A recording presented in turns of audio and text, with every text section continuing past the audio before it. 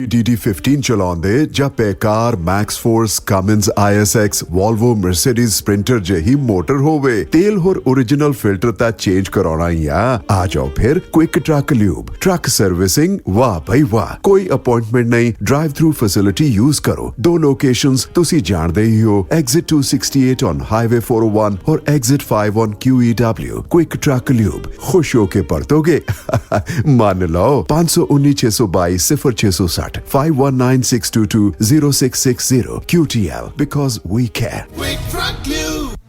ਓਏ ਮੇਰੇ ਵੀਰ ਮੈਨੂੰ ਬਸ ਇੱਕ ਗੱਲ ਦੱਸ ਦੇ ਵੀ ਆ ਜਿਹੜੀ ਤੂੰ ਟਰੈਵਲਿੰਗ ਕਰਦਾ ਤੇ ਉਹਦੇ ਤੋਂ ਬਾਅਦ ਫਰੈਸ਼ ਰਹਿਣਾ ਇਹਦਾ ਰਾਜ਼ ਕੀ ਹੈ ਇਹਦਾ ਰਾਜ਼ ਹੈ Arlington fuel stop. Arlington fuel stop 1801 pioneer street highway exit 208 ਤੇ ਜਿੱਥੇ ਤੁਹਾਨੂੰ ਫ੍ਰੀ ਕਾਫੀ free fax service free truck parking ਰੋਟੀ ਠੇਕਾ ਲਾਂਡਰੀ ਸ਼ਾਵਰ ਤੇ ਟਰੱਕਾਂ ਦਾ ਹੋਰ ਵੀ ਸਾਮਾਨ ਆਸਾਨੀ ਨਾਲ ਮਿਲੇਗਾ। ਹੁਣੇ ਕਾਲ ਕਰੋ 360 652 6066 ਯਾਨੀ 3606526066 ਇਹ ਦੋ ਲੋਕੇਸ਼ਨਾਂ ਤੋਂ ਸੇਵਾਵਾਂ ਪ੍ਰਦਾਨ ਕਰਦੇ ਨੇ। Second location Lost Hill travel center 14814 ਐਲੋਮ street Lost Hills phone number 6017972354। ਉਹ ਯਾਰ ਕੀ ਸੁਪਨੇ ਦੇਖੇ ਸੀ ਕੈਨੇਡਾ ਆਉਣ ਤੋਂ ਪਹਿਲਾਂ? ਉਹ ਸੁਪਨੇ ਪੂਰੇ ਕਰਨੇ ਆ ਤਾਂ ਡ੍ਰੀਮ ਲਾਈਨਰ ਐਕਸਪ੍ਰੈਸ ਵਾਲਿਆਂ ਨੂੰ ਕਾਲ ਕਰ।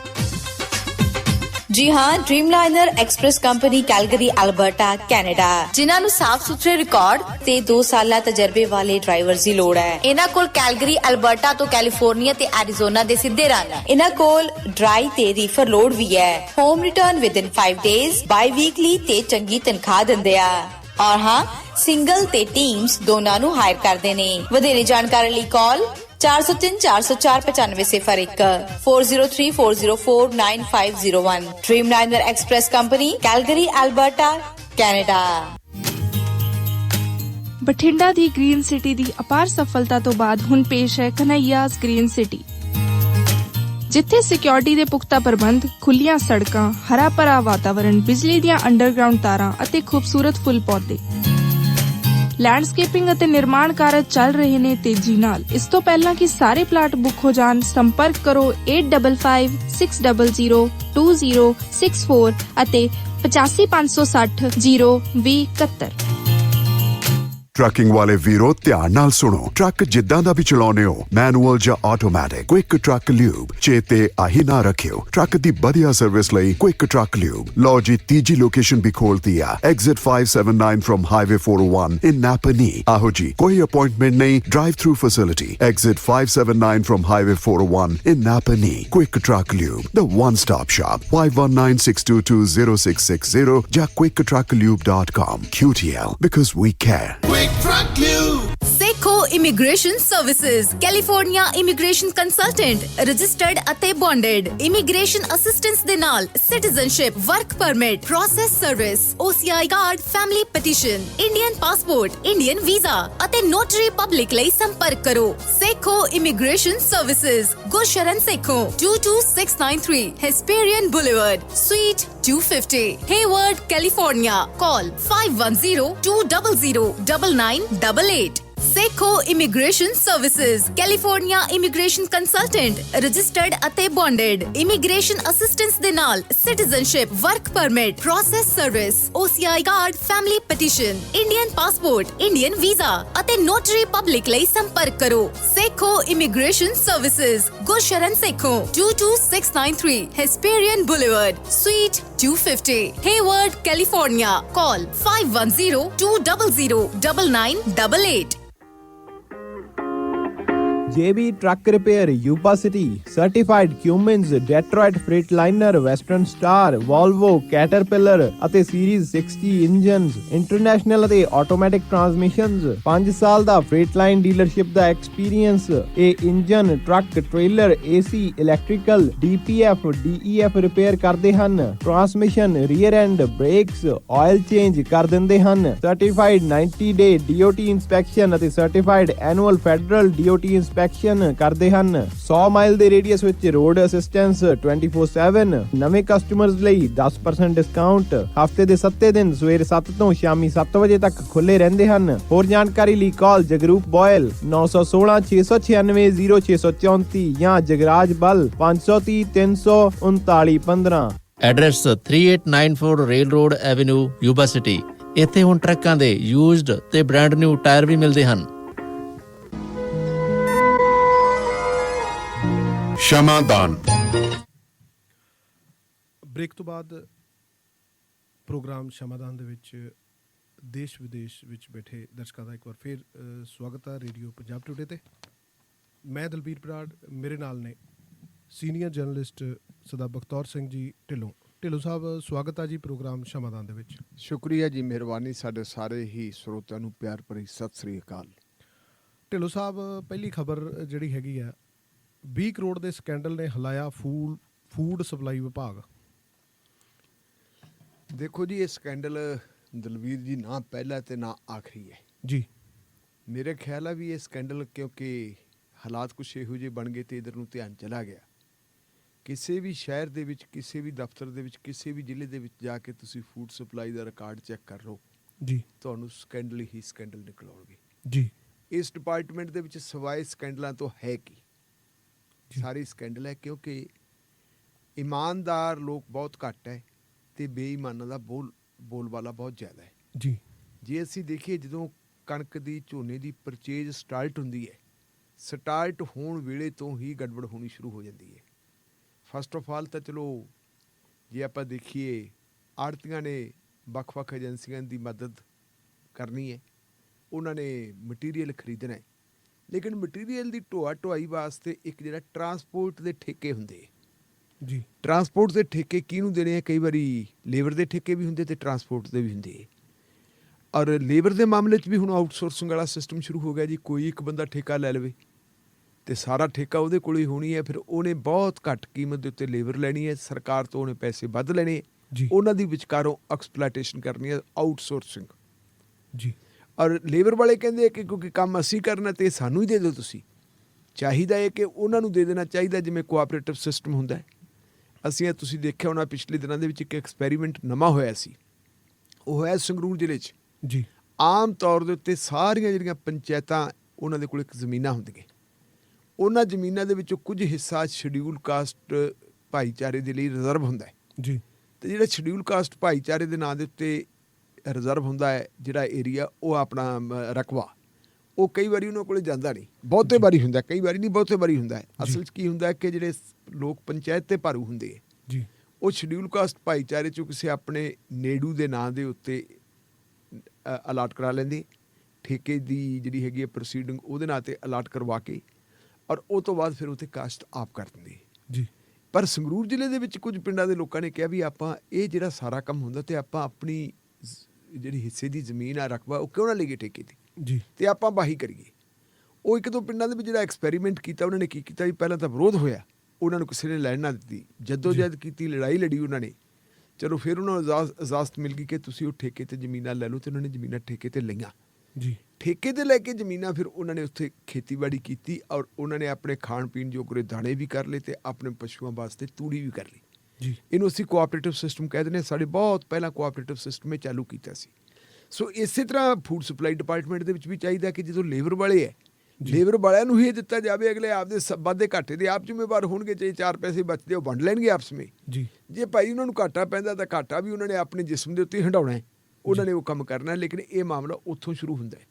ਉਹਦੇ ਵਿੱਚ ਫਿਰ ਸਿਆਸਤਦਾਨ ਆ ਵੜਦੇ ਜੀ ਕਿ ਜੀ ਆਹ ਮੇਰੇ ਵਾਲੇ ਹੈ ਤੇ ਇਹਨਾਂ ਨੂੰ ਦੇ ਦਿਓ। ਇੱਦਾਂ ਹੀ ਟਰਾਂਸਪੋਰਟ ਦੇ ਮਾਮਲੇ 'ਚ ਆ ਜਾਂਦੇ ਕਿ ਟਰੱਕ ਯੂਨੀਅਨ ਫਲਾਨੀ ਹੈ ਜੀ। ਮਿਸਾਲ ਦੇ ਤੌਰ 'ਤੇ ਬਠਿੰਡਾ ਦੇ ਵਿੱਚ ਇੱਕ ਟਰੱਕ ਯੂਨੀਅਨ ਹੈ ਜੀ। ਬਠਿੰਡਾ ਦੇ ਨਾਲ ਭੁੱਚੋ ਮੰਡੀ ਵੀ ਟਰੱਕ ਯੂਨੀਅਨ ਆ ਗਈ ਤੇ ਨਾਲ ਸੰਗਤ ਮੰਡੀ ਵੀ ਟਰੱਕ ਯੂਨੀਅਨ ਆ ਗਈ। ਬਠਿੰਡੇ ਦੀ ਟਰੱਕ ਯੂਨੀਅਨ ਕਹਿੰਦੀ ਹੈ ਜੀ ਬਠਿੰਡਾ ਸਬ ਡਿਵੀਜ਼ਨ ਸਾਰੀ ਸਾਡੀ ਹੈ ਜੀ। ਉੱਥੋਂ ਦੀਆਂ ਟਰੱਕ ਯੂਨੀਅਨ ਵਾਲੇ ਕਹਿੰਦੇ ਵੀ ਸਾਨੂੰ ਵੀ ਕੰਮ ਚਾਹੀਦਾ। ਜੇ ਤਾਂ MLA ਤਕੜਾ ਹੋਵੇ ਤਾਂ ਉਹ ਆਪਣੇ ਵਾਸਤੇ ਕੰਮ ਲੈ ਲੈਂਦਾ, ਜੇ ਬਠਿੰਡੇ ਵਾਲੇ ਟਰੱਕ ਯੂਨੀਅਨ ਨੂੰ ਸਰਪ੍ਰਸਤੀ ਕਿਤੇ ਹੋਰ ਵੱਡੇ MLA ਦੀ ਹੋਵੇ ਤਾਂ ਉਹਨੂੰ ਮਿਲ ਜਾਂਦਾ ਜੀ। ਲੜਾਈਆਂ ਝਗੜੇ ਹੁੰਦੇ ਆ, ਗੋਲੀਆਂ ਵਗੈਰਾ ਚੱਲਦੀਆਂ, ਬੜੇ ਵਾਰੀ ਆਪਾਂ ਦੇਖੇ ਇਹ ਸਾਰਾ ਕੁਛ ਹੈ। ਸੋ ਇਸ ਮਹਿਕਮੇ ਦੇ ਵਿੱਚ ਇਹ ਸਾਰਾ ਕੁਛ ਚੱਲਦਾ ਹੈ ਜੀ। ਹੁਣ ਹੋਇਆ ਕੀ ਕਿ ਜੰਡਿਆਲਾ ਗੁਰੂ ਹੈ ਅੰਮ੍ਰਿਤਸਰ ਜ਼ਿਲ੍ਹੇ 'ਚ ਜੀ। ਜੰਡਿਆਲਾ ਗੁਰੂ ਦਾ ਇੱਕ ਇੰਸਪੈਕਟਰ ਸਾਹਿਬ ਹੈ। ਉਹ ਇੰਸਪੈਕਟਰ ਸਾਹਿਬ ਜਿਹੜਾ ਹੈਗਾ ਪਿਛਲੇ ਕਾਫੀ ਸਮੇਂ ਤੋਂ ਕਿੱਥਾਂ ਦੇ ਉੱਤੇ ਬੈਠਾ ਹੈ ਤੇ ਇੰਸਪੈਕਟਰ ਸਾਹਿਬ ਨੂੰ ਜਿਹੜਾ ਚਾਰਜ ਦਿੱਤਾ ਹੋਇਆ ਉਹਦੇ ਕੋਲ ਕਈ ਗੋਦਾਮ ਹੈ ਜੀ, ਜਿੱਥੇ ਕਣਕ ਵਗੈਰਾ ਲਾਈ ਹੋਈ ਹੈ। ਔਰ ਇਹਦੇ ਵਿੱਚ ਕਣਕ ਜਿਹੜੀ ਹੈਗੀ ਹੈ, ਜਿਹੜੇ ਇੱਕ ਅੱਤ ਦੇ ਗਰੀਬ ਲੋਕ ਹੈ ਜਿਨ੍ਹਾਂ ਨੂੰ COVID-19 ਦੇ ਦੌਰ ਦੇ ਵਿੱਚ ਕਣਕ ਦੇਣੀ ਵੀ ਸੀ, ਉਹ ਕਣਕ ਵੀ ਉੱਥੇ ਆਈ ਹੋਈ ਹੈ ਜੀ। ਪਹਿਲਾ ਪੜਾ, ਦੂਜਾ ਪੜਾ, ਤੀਜਾ ਪੜਾ 3 ਪੜਾਵਾਂ ਦੇ ਵਿੱਚ ਆਈ ਹੈ ਕਿ ਕਣਕ ਤਕਸੀਮ ਕਰਨੀ ਹੈ, ਕਹਿੰਦੇ ਉਹ ਵੀ ਚੱਬ ਗਿਆ। ਮੁੱਢਲੀਆਂ ਰਿਪੋਰਟਾਂ ਦੇ ਮੁਤਾਬਕ ਹੈ ਕਿ ਜਦੋਂ ਫਿਜ਼ੀਕਲ ਵੈਰੀਫਿਕੇਸ਼ਨ ਕੀਤੀ ਗਈ, ਫਿਜ਼ੀਕਲ ਵੈਰੀਫਿਕੇਸ਼ਨ ਕਰਨ ਤੋਂ ਪਹਿਲਾਂ ਜਦੋਂ ਰੌਲਾ ਪੈ ਗਿਆ ਤਾਂ ਉਸ ਇੰਸਪੈਕਟਰ ਸਾਹਿਬ ਨੇ, ਹੈ ਇੰਸਪੈਕਟਰ ਜੀ, ਉਹ ਇੰਸਪੈਕਟਰ ਕਿੱਥੇ ਬੈਠਾ ਜੀ? ਕਹਿੰਦਾ ਮੈਂ ਦੁਬਈ ਬੈਠਾ, ਵਿਦੇਸ਼ 'ਚ ਗਿਆ ਹੋਇਆ, ਔਰ ਮੈਂ ਆਪਣੇ ਆਪ ਨੂੰ ਇਕਾਂਤਵਾਸ ਕੀਤਾ ਹੋਇਆ, ਆਈਸੋਲੇਟ ਕੀਤਾ ਹੋਇਆ ਜੀ, ਮੈਂ ਬਾਹਰ ਹਾਂ। ਤੇ ਜਦੋਂ ਮੈਂ ਆ ਗਿਆ ਤੇ ਮੇਰੇ ਆਉਣ ਤੋਂ ਬਾਅਦ ਕਹਿੰਦੇ ਤੁਸੀਂ ਤਲਾਸ਼ੀ ਲਿਓ, ਉਹ ਤੋਂ ਬਾਅਦ ਗੋਦਾਮਾਂ ਨੂੰ ਹੱਥ ਨਾ ਲਾਓ ਜੀ, ਉਹ ਤੋਂ ਪਹਿਲਾਂ। ਪਰ ਕਿਉਂਕਿ ਰੌਲਾ ਜ਼ਿਆਦਾ ਪੈ ਗਿਆ ਸੀ, ਗੋਦਾਮਾਂ ਨੂੰ ਖੋਲ੍ਹਿਆ ਤੇ ਸ਼ੁਰੂ 'ਚ ਆਇਆ ਸੀ ਕਿ 16,000 ਕਰੋੜ ਰੁਪਏ ਦਾ ਘਪਲਾ ਹੈ ਜੀ, ਤੇ ਬਾਅਦ ਦੇ ਵਿੱਚ ਆ ਗਿਆ ਨਹੀਂ ਜੀ 16,000 ਤਾਂ ਨਹੀਂ, 16,000 ਦਾ ਕਿ 16 ਦਾ ਹੈ, ਹਾਂ 16 ਕਰੋੜ ਦਾ। ਪਹਿਲਾਂ 16 ਕਰੋੜ ਦਾ ਘਪਲਾ ਕਿਹਾ ਗਿਆ, 16,000 ਕਰੋੜ ਤਾਂ ਬੜਾ ਵੱਡਾ ਬਣ ਜਾਂਦਾ ਤਾਂ ਭਾਰਤ ਸਰਕਾਰ ਵਾਲਾ ਹੈ। 16 ਕਰੋੜ ਦਾ ਘਪਲਾ ਸੀ ਤੇ ਜਦੋਂ ਮੜ ਕੇ ਹਿਸਾਬ ਕਿਤਾਬ ਦੇਖਿਆ ਤੇ ਫਿਰ ਕਹਿੰਦੇ ਜੀ ਉਹ 20 ਕਰੋੜ ਦਾ ਨਿਕਲਿਆ ਜੀ। ਉਹਦੇ 'ਚ 20 ਕਰੋੜ ਦੇ 'ਚ ਪੁਲਿਸ ਦੇ ਕੋਲ ਕੇਸ ਰਜਿਸਟਰ ਵੀ ਕਰਵਾਤਿਆ, 1 ਮਿੰਟ ਲਾਇਆ ਕੇਸ ਰਜਿਸਟਰ ਕਰਾਉਣ ਵਾਸਤੇ ਜੀ। ਔਰ 2 ਜਿਹੜੇ ਹੈਗੇ AFSO ਉਹਨਾਂ ਨੂੰ ਜੀ ਚਾਰਜ ਸ਼ੀਟ ਕਰ ਦਿੱਤਾ ਹੈ ਜੀ। AFSO ਨਾ 1 FSO ਨੂੰ ਚਾਰਜ ਸ਼ੀਟ ਕਰ ਦਿੱਤਾ ਹੈ, 1 DFSO ਨੂੰ ਵੀ ਚਾਰਜ ਸ਼ੀਟ ਕਰ ਦਿੱਤਾ ਹੈ ਤੇ ਨਾਲ ਉਹਨਾਂ ਨੂੰ ਸਸਪੈਂਡ ਵੀ ਕਰ ਦਿੱਤਾ ਹੈ। ਇਸੇ ਤਰੀਕੇ ਜਿਹੜੇ ਹੈਗੇ 2 DFSC ਉਹਨਾਂ ਨੂੰ ਵੀ ਚਾਰਜ ਸ਼ੀਟ ਕਰ ਦਿੱਤਾ ਹੈ। ਔਰ ਜਿਹੜਾ ਹੈਗਾ ਸੂਤਰਧਾਰ ਇਸ ਸਾਰੇ ਸਕੈਂਡਲ ਦਾ ਜਸਦੇਵ ਸਿੰਘ ਕਿ ਜਗਦੇਵ ਸਿੰਘ, ਉਹ ਜਿਹੜਾ ਹੈਗਾ ਜੀ ਉਹ ਵਿਦੇਸ਼ ਦੇ ਵਿੱਚ ਬੈਠਾ ਹੈ ਜੀ। ਸ਼ੁਰੂ ਦੇ ਵਿੱਚ ਰਿਪੋਰਟ ਇਹ ਆ ਗਈ ਸੀ ਕਿ ਇਹ ਜਿਹੜਾ ਜਗਦੇਵ ਸਿੰਘ ਹੈ ਇਹ ਹੈਗਾ ਜੀ ਜਿਹੜੇ ਮਦਨ ਲਾਲ ਜਲਾਲਪੁਰ ਜੀ, ਪਟਿਆਲੇ ਦੇ ਨਾਲ ਜਲਾਲਪੁਰ ਹੈ, ਜਿਹੜੇ ਉੱਥੋਂ ਦੇ MLA ਹੈ ਉਹ ਘਨੌਰ ਦੇ, ਇਹ ਉਹਨਾਂ ਦਾ ਭਾਣਜਾ ਹੈ ਜੀ। ਪਹਿਲਾਂ ਇਹ ਖਬਰਾਂ ਆ ਗਈਆਂ ਸੀ ਔਰ ਮਦਨ ਲਾਲ ਘਨੌਰ ਨੇ ਵੀ ਕਹਿਤਾ ਸੀ ਜੀ ਹਾਂ ਮੇਰਾ ਭਾਣਜਾ ਹੈ, ਪਰ ਕਹਿੰਦੇ ਉਹ ਮਾਨਸਿਕ ਤੌਰ ਤੇ ਥੋੜਾ ਜਿਹਾ ਬਿਮਾਰ ਰਹਿੰਦਾ ਹੈ ਜੀ। ਮਾਨਸਿਕ ਤੌਰ ਤੇ ਜਿਹੜਾ ਬੰਦਾ ਬਿਮਾਰ ਰਹਿੰਦਾ ਕਈ ਵਾਰੀ ਕਹਿੰਦੇ ਗਲਤੀ ਫਲਤੀ ਹੋ ਜਾਂਦੀ ਹੈ। ਫਿਰ ਉਹਨਾਂ ਦੀ ਅੱਜ ਸਟੇਟਮੈਂਟ ਛਪੀ ਹੈ ਜਿਹੜੀ ਅਖਬਾਰਾਂ ਦੇ ਵਿੱਚ, ਅੱਜ ਵਾਲੀ ਸਟੇਟਮੈਂਟ ਦੇ ਵਿੱਚ ਉਹ ਕਹਿੰਦੇ ਕਿ ਨਹੀਂ ਮੇਰਾ ਭਾਣਜਾ ਤਾਂ ਮਾਰਕੀਟ ਕਮੇਟੀ 'ਚ ਲੱਗਿਆ ਹੋਇਆ ਹੈ, ਆਕਸ਼ਨਰ ਕਾਰਡਰ ਹੈ, ਇਹ ਬੰਦਾ ਕੋਈ ਹੋਰ ਹੈ ਜੀ। ਫਿਰ ਵੀ ਕਹਿੰਦੇ ਦੂਰੋਂ ਸਾਡੀ ਅੰਗਲੀ ਸੰਗਲੀ ਰਲਦੀ ਹੈ ਆਪਸ ਵਿੱਚ। ਉਹ ਅੰਗਲੀ ਸੰਗਲੀ ਵਾਲੀ ਗੱਲ ਤਾਂ ਕਹਿ ਦਿੱਤੀ, ਪਰ ਐਡਾ ਵੱਡਾ ਘਪਲਾ ਬਗੈਰ ਸਿਆਸੀ ਸਰਪ੍ਰਸਤੀ ਦੇ ਹੋ ਨਹੀਂ ਸਕਦਾ।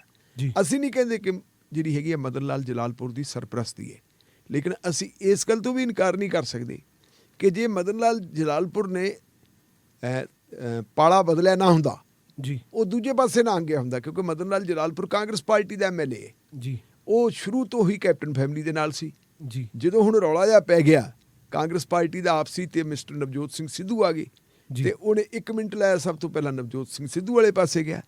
ਉਸੇ ਬੰਦੇ ਨੇ ਹੀ ਸਭ ਤੋਂ ਪਹਿਲਾਂ ਇਹ ਗੱਲ ਕਹੀ ਸੀ ਕਿ ਜੋ ਕੈਪਟਨ ਅਮਰਿੰਦਰ ਸਿੰਘ ਨੇ ਕਹਿ ਦਿੱਤਾ ਸੀਗਾ ਕਿ ਮੈਂ 19 ਦੇਰ ਤੱਕ ਉਹਦੀ ਆਪਣੀ ਜਿਹੜੀ ਹੈ ਚਾਰਜ ਗ੍ਰਹਿਣ ਕਰਨ ਵਾਲੇ ਫੰਕਸ਼ਨ ਦੇ ਵਿੱਚ ਨਹੀਂ ਆਉਂਦਾ ਜਾਂ ਮੈਂ ਉਹਨੂੰ ਮਿਲੂੰਗਾ ਨਹੀਂ ਜਿੰਨੀ ਦੇਰ ਤੱਕ ਜਿਹੜੇ ਮੇਰੇ ਖਿਲਾਫ ਉਹਨੇ ਇਤਰਾਜ਼ਯੋਗ ਟਵੀਟ ਕੀਤੇ ਹੈ ਜਾਂ ਕੋਈ ਥੋੜੀ ਸਖਤ ਭਾਸ਼ਾ ਬੋਲੀ ਹੈ, ਨਵਜੋਤ ਸਿੰਘ ਸਿੱਧੂ ਨੇ ਮਾਫੀ ਨਹੀਂ ਮੰਗ ਲੈਂਦਾ ਜਨਤਕ ਤੌਰ ਤੇ ਤਾਂ ਮੈਂ ਨਹੀਂ ਆਊਂਗਾ। ਤੇ ਸਭ ਤੋਂ ਪਹਿਲਾਂ ਜਲਾਲਪੁਰ ਨੇ ਕਿਹਾ ਸੀ ਵੀ ਆਉਣਾ ਚਾਹੀਦਾ। ਤੁਸੀਂ ਦੇਖਿਆ ਹੋਣਾ ਪਿਛਲੇ ਦਿਨੀ ਪਹਿਲਾਂ ਸ਼ੁਰੂ ਦੇ ਵਿੱਚ ਵੀ ਸਰਦਾਰ ਨਵਜੋਤ ਸਿੰਘ ਸਿੱਧੂ ਉਹਨਾਂ ਦੇ ਘਰ ਜਾਂਦਾ ਹੈ ਜੀ। ਫਿਰ ਥੋੜਾ ਜਿਹਾ ਪਤਾ ਲੱਗਿਆ ਕਿ ਉਹਦੀ ਜਿਹੜੀ ਟਿੱਬਰੀ ਥੋੜੀ ਟਾਈਟ ਹੋ ਗਈ।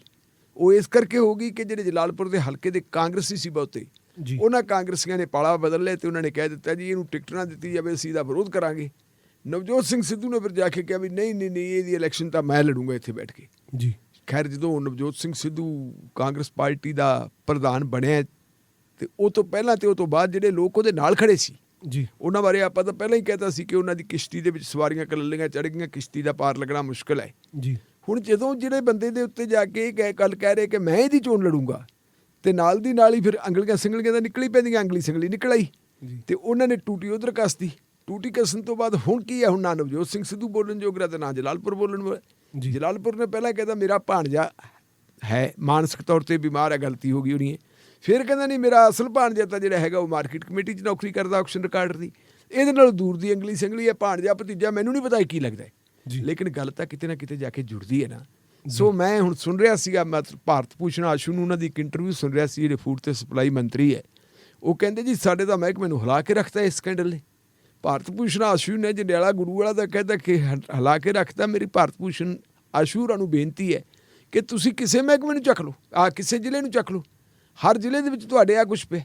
ਤੁਹਾਡੇ ਆਪਣੇ ਫੂਡ ਸਪਲਾਈ ਵਿਭਾਗ ਦੇ ਵਿੱਚ ਕਿੰਨੇ ਡਿਪਾਰਟਮੈਂਟ ਹੈ। ਇਕੱਲਾ ਇਹ ਨਹੀਂ ਕਿ ਫੂਡ ਸਪਲਾਈ ਮੰਤਰੀ ਹੈ, ਉਹਦੇ ਪਿੱਛੇ ਪਨਸਬ ਵੀ ਆਉਂਦੀ ਹੈ। ਪਨਸਬ ਦੇ ਵਿੱਚ ਕਿਹੜੇ ਵੱਡੇ ਸਕੈਂਡਲ ਹੋਈ ਜਾਂਦੇ। ਉੱਥੇ ਇਹ ਹੈ ਕਿ ਜਿਹੜੇ ਮੇਰੇ ਕੋਲ ਇਹੋ ਜਿਹੀਆਂ ਰਿਪੋਰਟਾਂ ਵੀ ਪਈਆਂ ਜਿਨ੍ਹਾਂ ਰਿਪੋਰਟਾਂ ਤੋਂ ਇਉਂ ਪਤਾ ਲੱਗਦਾ ਕਿ ਜਿਹੜੀਆਂ ਆਪਣੇ ਪਲੰਥਾਂ ਦੇ ਉੱਤੇ ਰੱਖਦੇ ਹੁੰਦੇ ਆ ਨਾ ਥੱਲੇ ਲੱਕੜ ਦੇ ਬਣਾਏ ਹੋਏ ਢਾਂਚੇ ਜੀ, ਉਹਨਾਂ ਲੱਕੜ ਦੇ ਢਾਂਚਿਆਂ ਦੇ ਵਿੱਚੋਂ ਵੀ ਉਹਨਾਂ ਦੀ ਕਿੱਦਾਂ ਜਿਹੜਾ ਹੈਗਾ ਮਾਪ ਘਟਾ ਦਿੰਦੇ ਹੈ, ਲੰਬਾਈ ਚੜਾਈ ਘਟਾ ਦਿੰਦੇ ਆ, ਤੇ ਜਿਹੜੇ ਜ਼ਿਲ੍ਹਾ ਮੈਨੇਜਰ ਹੁੰਦੇ ਆ ਉਹ ਮੋਟੇ ਪੈਸੇ ਕਮਾ ਲੈਂਦੇ ਉਹ 'ਚੋਂ ਜੀ, ਉਹਦੇ ਵਿੱਚੋਂ ਲੈ ਲੈਂਦੇ ਆ ਵੀ ਤੁਸੀਂ ਵੀ ਖਾ ਲਓ ਤੇ ਸਾਨੂੰ ਵੀ ਖਾ ਲੈਂਦੇ ਹੋ। ਇਹ ਸਾਰਾ ਕੁਝ ਬੜੇ ਕਾਲੇ ਮਾਲੇ ਹੋਈ ਜਾਂਦੇ ਆ। ਮੇਰੀ ਤਾਂ ਸਥਿਤੀ, ਮੇਰੀ ਹਾਲਤ ਹੈ ਜਿਹੜੀ ਸਮਝ ਇਹ ਬਣਦੀ ਹੈ ਕਿ ਸਥਿਤੀ ਹੁਣ ਇੰਨੀ ਜ਼ਿਆਦਾ ਖਤਰਨਾਕ ਹੋ ਗਈ ਹੈ ਜੀ ਕਿ ਇਹ ਜੇ ਹੁਣ ਪੰਜਾਬ ਦਾ, ਭਾਰਤ ਦਾ ਜਿਹੜਾ ਬੇੜਾ ਗਰਕ ਹੋ ਰਿਹਾ ਹੈ, ਇਹਦਾ ਬੇੜਾ ਗਰਕ ਕਰਨ ਵਾਸਤੇ ਲੋਕ ਨਾ ਤਾਂ ਪਾਕਿਸਤਾਨ 'ਚੋਂ ਆਉਂਦੇ ਤੇ ਨਾ ਚੀਨ 'ਚੋਂ ਆਉਂਦੇ ਜੀ। ਇਹ ਸਾਡੇ ਆਪਣੇ ਲੋਕ ਹੀ ਆ, ਖਾਸ ਕਰਕੇ ਜਿਹੜੇ ਹੈਗੇ ਨਾ, ਜਿਹੜੇ ਕਰਪਟ ਐਲੀਮੈਂਟ ਬੈਠਾ ਸਰਕਾਰੀ ਮਹਿਕਮਿਆਂ ਦੇ ਵਿੱਚ ਜੀ, ਕਰਪਟ ਐਲੀਮੈਂਟ ਨੇ ਵਾਰ-ਵਾਰ ਉਹਨਾਂ ਨੂੰ ਇਹ ਜਿਹੜਾ ਹੈਗਾ ਇਹ ਸਾਡੇ ਸੂਬੇ ਨੂੰ, ਸਾਡੇ ਦੇਸ਼ ਨੂੰ ਨੁਕਸਾਨ ਪਹੁੰਚਾਉਂਦੇ। ਔਰ ਹਾਲਤ ਦੇਖੋ ਤੁਸੀਂ, 4 ਦਿਨ ਕੋਈ ਬੰਦਾ ਪਾਸੇ ਹੋ ਜਾਏ ਇੱਕ ਮੇਨ ਸੀਟ ਤੋਂ ਤੇ ਫਿਰ ਸਿਫਾਰਿਸ਼ਾਂ ਕਿਹੋ ਜਿਹੇ ਬੰਦਿਆਂ ਦੀਆਂ ਆਉਂਦੀਆਂ, ਉਹਨਾਂ ਸਿਫਾਰਿਸ਼ਾਂ ਦੇ ਨਾਲ ਉਹ ਕਹਿੰਦੇ ਜੀ ਸਾਨੂੰ ਲਵਾ ਦਿਓ, MP ਆ ਗਏ, MLA ਆ ਗਏ, ਵਜ਼ੀਰ ਆ ਗਏ ਜੀ, ਆਹ ਬੰਦਾ ਮੇਰਾ, ਇਹਨੂੰ ਇੱਥੇ ਲਾ ਦਿਓ ਜੀ। ਆਪਦੇ ਵਜ਼ੀਰਾਂ ਨੂੰ ਲਵਾਉਂਦੇ ਤੇ ਫਿਰ ਉਹ ਮਾਲ ਖਾਂਦੇ ਵੀ ਹੈ। ਜੇ ਸੱਚਮੁੱਚ ਪੜਤਾਲ ਕਰਾਉਣੀ ਚਾਹੁੰਦੇ ਹੋ, ਚਾਹੇ CBI ਦੀ ਕਰਾਓ, ਚਾਹੇ ਕਿਸੇ ਦੀ ਵੀ ਕਰਵਾਓ, ਤਾਂ ਫਿਰ ਆਹ ਕਰਵਾਓ ਕਿ ਮੁਕੰਮਲ ਪੜਤਾਲ ਹੋਵੇ ਜੀ, ਸਾਰਿਆਂ ਦੀ ਪੜਤਾਲ ਕਰਵਾਓ। ਤੁਸੀਂ ਦੇਖੋ ਕਿੱਡੇ ਵੱਡੇ ਸਕੈਂਡਲ ਨਿਕਲਦੇ ਜੀ। ਜੀ ਬਿਲਕੁਲ। ਦੂਜੀ ਖਬਰ ਸ਼੍ਰੋਮਣੀ ਕਮੇਟੀ ਦੀਆਂ ਚੋਣਾਂ ਨੂੰ ਲੈ ਕੇ ਹੈ ਜੀ। ਸ਼੍ਰੋਮਣੀ ਕਮੇਟੀ ਦੀਆਂ ਵੋਟਾਂ ਬਣਾਉਣ ਦਾ ਅਮਲ 2 ਹਫ਼ਤੇ 'ਚ ਹੋ ਜਾਵੇਗਾ ਸ਼ੁਰੂ, ਇਹ ਕਹਿਣਾ ਜੀ ਜਸਟਿਸ ਸਾਰੋ ਹੋਣਾ ਦਾ। ਕੀ ਕਹਿਣਾ ਚਾਹੋਗੇ ਢਿੱਲੋਂ ਸਾਹਿਬ? ਬਿਲਕੁਲ ਜੀ, ਬਹੁਤ ਲੰਬੇ ਸਮੇਂ ਤੋਂ ਜਿਹੜੀਆਂ ਹੈਗੀਆਂ ਸ਼੍ਰੋਮਣੀ ਗੁਰਦੁਆਰਾ ਪ੍ਰਬੰਧਕ ਕਮੇਟੀ ਦੀਆਂ ਚੋਣਾਂ ਜਿਹੜੀਆਂ ਉਹ ਪੈਂਡਿੰਗ ਪਈਆਂ। ਪਹਿਲਾਂ ਚੋਣਾਂ ਹੋਈਆਂ ਸੀ, ਮੇਰਾ ਖਿਆਲ ਹੈ ਵੀ 2011 'ਚ ਹੋਈਆਂ ਸੀ ਚੋਣਾਂ, ਔਰ ਇਹਨਾਂ ਚੋਣਾਂ ਦਾ ਮੁੜ ਕੇ ਰੌਲਾ ਪੈ ਗਿਆ ਸੀ। ਰੌਲਾ ਇਸ ਗੱਲ ਦੇ ਉੱਤੇ ਪਿਆ ਸੀ ਕਿ ਸਹਿਜਧਾਰੀ ਸਿੱਖਾਂ ਨੂੰ ਵੋਟ ਪਾਉਣ ਦਾ ਅਧਿਕਾਰ ਹੈ ਨਹੀਂ ਸੀ ਜੀ। ਸਹਿਜਧਾਰੀ ਸਿੱਖਾਂ ਨੂੰ ਵੋਟ ਪਾਉਣ ਤੋਂ ਜਿਹੜਾ ਰੋਕਣ ਦਾ ਪ੍ਰਬੰਧ ਕੀਤਾ ਸੀ, ਉਹਦੇ ਵਾਸਤੇ ਕੋਈ ਕਾਨੂੰਨ ਨਹੀਂ ਬਣਿਆ ਸੀ। ਜਿਹੜਾ ਐਕਟ ਹੈਗਾ, ਗੁਰਦੁਆਰਾ ਐਕਟ ਹੈ, ਇਹਦੇ ਵਿੱਚ ਕੋਈ ਸੋਧ ਨਹੀਂ ਕੀਤੀ ਸੀ। ਸਗੋਂ ਇੱਕ ਜਿਹੜਾ ਹੈਗਾ ਜਨਰਲ ਜਿਹੜਾ ਹੈਗਾ ਨੋਟੀਫਿਕੇਸ਼ਨ ਜਾਰੀ ਕੀਤਾ ਸੀ। ਨੋਟੀਫਿਕੇਸ਼ਨ ਦੀ ਬਹੁਤੀ ਮਿਆਦ ਨਹੀਂ ਹੁੰਦੀ, ਉਹ 6 ਮਹੀਨਿਆਂ ਦੀ ਮਿਆਦ ਹੁੰਦੀ ਹੈ ਜੀ। ਇੱਕ ਵਾਰੀ ਨੋਟੀਫਿਕੇਸ਼ਨ ਕਰ ਦਿੱਤਾ ਤੇ ਉਹ ਤੋਂ ਬਾਅਦ ਜਿਹੜੀ ਹੈਗੀ ਚੋਣ ਕਰਵਾਤੀ। ਫਿਰ ਇਹ ਮਾਮਲਾ ਪੰਜਾਬ ਤੇ ਹਰਿਆਣਾ ਹਾਈ ਕੋਰਟ 'ਚ ਗਿਆ ਸੀ ਜੀ। ਪੰਜਾਬ ਤੇ ਹਰਿਆਣਾ ਹਾਈ ਕੋਰਟ ਨੇ ਕਹਿਤਾ ਸੀ ਜੀ ਇਹ ਗੱਲ ਗਲਤ ਹੈ ਕਿ ਤੁਸੀਂ ਜਿਹੜਾ ਬੰਦੇ ਨੂੰ, ਜੇ ਕਿਸੇ ਨੂੰ ਰੋਕਣਾ ਹੈ, ਜੇ ਸਹਿਜਧਾਰੀ ਪਹਿਲਾਂ ਵੋਟ ਪਾਉਂਦੇ ਹੁੰਦੇ ਤੇ ਉਹਨੂੰ ਪਾਉਣ ਦਾ ਹੱਕ ਹੋਣਾ ਚਾਹੀਦਾ ਸੀ। ਜੇ ਤੁਸੀਂ ਰੋਕਣਾ ਹੀ ਹੈ ਤਾਂ ਕਾਨੂੰਨ ਦੇ ਵਿੱਚ ਸੋਧ ਹੋਣੀ ਚਾਹੀਦੀ ਸੀ, ਐਕਟ ਦੇ ਵਿੱਚ ਸੋਧ ਹੋਣੀ ਚਾਹੀਦੀ ਸੀ, ਗੁਰਦੁਆਰਾ ਚੋਣ ਐਕਟ ਬਣਦਾ ਉਹਦੇ ਮੁਤਾਬਕ ਜੀ। ਤਾਂ ਉਹ ਤੋਂ ਬਾਅਦ ਫਿਰ ਕਿਉਂਕਿ ਭਾਰਤੀ ਜਨਤਾ ਪਾਰਟੀ ਕੇਂਦਰ ਦੇ ਵਿੱਚ ਸੀਗੀ ਤੇ ਇੱਥੇ ਆਪਣੇ ਸਰਦਾਰ ਪ੍ਰਕਾਸ਼ ਸਿੰਘ ਬਾਦਲ ਹੋਰੀ ਸੀ, ਮੇਰਾ ਖਿਆਲ ਹੈ ਵੀ 2011 ਦੇ ਵਿੱਚ ਦੁਬਾਰਾ ਚੋਣ ਹੋਈ ਹੈ। ਪਹਿਲੀ ਕੁਛ ਮੇਰੇ ਡੇਟਾ ਨਹੀਂ ਯਾਦ, ਤੇ ਉਦੋਂ ਫਿਰ ਉਹ ਜਿਹੜੀ ਹੈਗੀ ਇਹਨਾਂ ਨੇ ਅਮੈਂਡਮੈਂਟ ਕਰਵਾਤੀ ਸੀ ਐਕਟ ਦੇ ਵਿੱਚ ਜੀ। ਅਮੈਂਡਮੈਂਟ ਹੋ ਗਈ ਤੇ ਉਹ ਅਮੈਂਡਮੈਂਟ ਹੋਣ ਤੋਂ ਬਾਅਦ ਮਾਮਲਾ ਸੁਪਰੀਮ ਕੋਰਟ ਚਲਾ ਗਿਆ। ਜੇ ਵੀ ਉਹ ਮਾਮਲਾ ਸੁਪਰੀਮ ਕੋਰਟ ਦੇ ਵਿੱਚ ਪੈਂਡਿੰਗ ਪਿਆ ਹੋਇਆ ਜੀ। ਲੇਕਿਨ ਜਿਹੜਾ ਹਾਊਸ ਚੁਣਿਆ ਸੀ, ਉਸ ਹਾਊਸ ਦੀ ਵੀ ਮਿਆਦ ਖਤਮ ਹੋ ਗਈ ਜੀ। ਤੇ ਬੜੇ ਲੰਬੇ ਸਮੇਂ ਤੋਂ ਸ਼੍ਰੋਮਣੀ ਗੁਰਦੁਆਰਾ ਪ੍ਰਬੰਧਕ ਕਮੇਟੀ ਦੀ ਬਕਾਇਦਾ ਚੋਣ ਨਹੀਂ ਹੋਈ, ਜਿਹੜੀ ਕਿ ਹੋਣੀ ਚਾਹੀਦੀ ਹੈ ਜੀ। ਗੁਰਦੁਆਰਿਆਂ ਦਾ ਪ੍ਰਬੰਧ ਕਰਨ ਵਾਸਤੇ ਜਿਹੜਾ ਹੈਗਾ ਇੱਕ ਵਧੀਆ ਬੋਰਡ ਹੋਵੇ। ਔਰ ਜੋ ਨਵਾਂ ਇਹਨਾਂ ਨੇ ਕਾਇਦੇ ਕਾਨੂੰਨ ਬਣਾਏ, ਉਹਦੇ ਮੁਤਾਬਕ ਇਹ ਕਿ ਸਿਰਫ ਤੇ ਸਿਰਫ ਜਿਹੜਾ ਹੈਗਾ ਅੰਮ੍ਰਿਤਧਾਰੀ ਸਿੰਘ ਹੀ ਖੜਾ ਹੋ ਸਕਦਾ ਹੈ ਜੀ। ਸ਼੍ਰੋਮਣੀ ਗੁਰਦੁਆਰਾ ਪ੍ਰਬੰਧਕ ਕਮੇਟੀ ਦੇ ਵਿੱਚ ਜਿਹੜਾ ਵੋਟ ਪਾਉਣ ਵਾਲੇ ਲੋਕ ਹੈ, ਉਹ ਪੂਰੇ ਜਿਹੜੇ ਹੈਗੇ ਹੈ ਗੁਰਸਿੱਖ ਹੋਣ, ਉਹਨਾਂ ਦੇ ਚਿਹਰੇ ਮੋਹਰੇ ਤੋਂ ਵਾਲ ਨਾ ਕੱਟਦੇ ਹੋਣ, ਉਹਨਾਂ ਦੇ ਸਿਰ ਦੇ ਉੱਤੇ ਦਸਤਾਰ ਹੋਈ ਹੋਵੇ, ਮਤਲਬ ਇਸ ਕਿਸਮ ਦਾ ਉਹਨਾਂ ਦਾ ਚਿਹਰਾ ਮੋਹਰਾ ਜਿਹੜਾ ਦਿਖ ਹੈ ਉਹਨਾਂ ਦੀ ਉਹ ਸਿੱਖਾਂ ਵਾਲੀ ਹੋਵੇ। ਅਸੀਂ ਇੱਥੇ ਦੇਖਿਆ ਕਿ ਆਮ ਤੌਰ 'ਤੇ ਸ਼੍ਰੋਮਣੀ ਗੁਰਦੁਆਰਾ ਪ੍ਰਬੰਧਕ ਕਮੇਟੀ ਦੀਆਂ ਜਦੋਂ ਚੋਣਾਂ ਹੁੰਦੀਆਂ, ਉਹਨਾਂ ਚੋਣਾਂ ਦੇ ਵਿੱਚ ਕਈ ਵਾਰੀ ਅਸੀਂ ਦੇਖਿਆ ਕਿ ਵੋਟਾਂ ਬਣਦੀਆਂ ਜਿਹਦਾ ਮਰਜ਼ੀ ਬਣਾ ਲਿਓ ਜੀ। ਜੇ ਕੋਈ ਮਿੱਠੂ ਰਾਮ ਹੈ ਤਾਂ ਨਾਂ ਲਿਖ ਦਿਓ ਮਿੱਠੂ ਸਿੰਘ ਹੈ, ਤੇ ਜਿੱਦਾਂ ਵੋਟਾਂ ਪੈਣੀਆਂ ਤੇ ਉਦੋਂ ਦੇ ਸਿਰ ਦੇ ਉੱਤੇ ਪਟਕਾ ਬਣਾ ਦਿਓ ਜੀ ਮਿੱਠੂ ਸਿੰਘ ਆ ਗਿਆ, ਇਹਦਾ ਨਾਂ ਤਾਂ ਮਿੱਠੂ ਸਿੰਘ ਹੈ ਤੇ ਮਿੱਠੂ ਸਿੰਘ ਵੋਟ ਪਾ ਦਿੰਦਾ। ਇਹ ਗੱਡੀ ਚੱਲਦੀ ਰਹੀ ਹੈ।